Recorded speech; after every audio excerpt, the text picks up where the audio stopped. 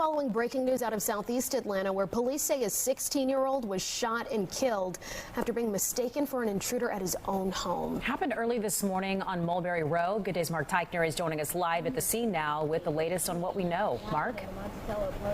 Yeah, police describing this as a real tragedy. That's using their words. It all played out in that home that you are looking at, townhouse here on Mulberry Row in Southeast Atlanta early this morning. What we were told by the homicide commander is that the 16-year-old was coming home sometime after 3, before 3:30, and a man who lives in the house with that boy thought he was an intruder, thought he was breaking into the home, and so he opened fire, shooting and killing the child. At this point, they haven't told us if the gunman was the stepfather of the victim. They say he was in some kind of personal relationship with the mother. They're trying to determine the exact nature of that.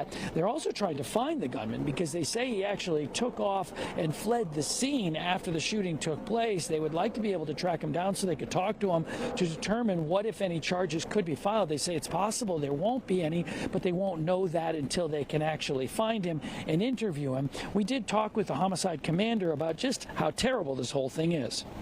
It appears a true tragedy. The 16-year-old lived here.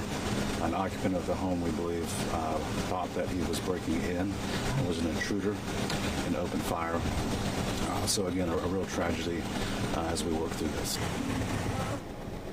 There was a lot of emotion out here, as you can imagine, family members crying, very upset over what had happened.